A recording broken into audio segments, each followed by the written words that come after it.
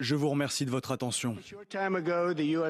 Il y a peu, l'armée américaine a effectué des frappes massives de précision sur les 3 principales installations nucléaires du régime iranien, Fordo, Natanz et Ispahan.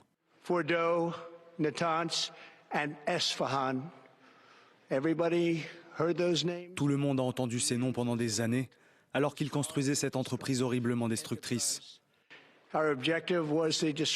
Notre objectif était de détruire la capacité d'enrichissement nucléaire de l'Iran et de mettre un terme à la menace nucléaire posée par le premier État soutenant le terrorisme dans le monde.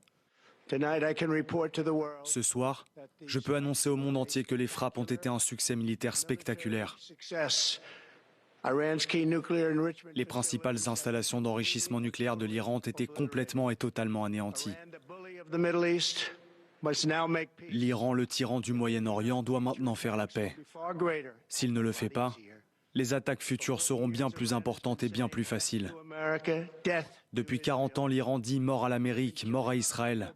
Ils ont tué nos concitoyens en leur faisant sauter les bras et les jambes avec des bombes placées en bord de route. C'était leur spécialité. Nous avons perdu plus d'1 millier de personnes et des centaines de milliers de personnes au Moyen-Orient et dans le monde entier sont mortes en conséquence directe de leur haine en particulier. Tant de personnes ont été tuées par le général Qassem Soleimani. J'ai décidé il y a longtemps que je ne laisserai pas cela se produire. Cela ne continuera pas.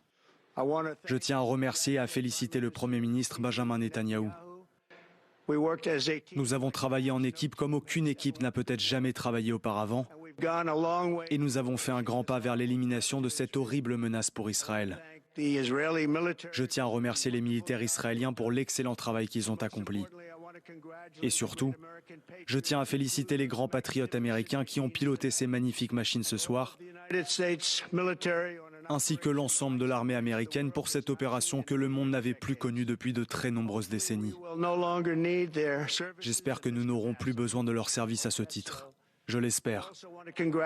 Je tiens également à féliciter le président de l'état-major interarmé, le général Dan Razinkain, un général spectaculaire, ainsi que tous les brillants esprits militaires qui ont participé à cette attaque. Cela étant dit, cela ne peut plus durer. Soit il y aura la paix, soit il y aura une tragédie pour l'Iran bien plus grande que celle dont nous avons été témoins ces 8 derniers jours. N'oubliez pas qu'il reste de nombreuses cibles. Celle de ce soir était la plus difficile de toutes, de loin, et peut-être la plus meurtrière. Mais si la paix ne s'installe pas rapidement, nous nous attaquerons à ces autres cibles avec précision, rapidité et habileté. La plupart d'entre elles peuvent être éliminées en quelques minutes.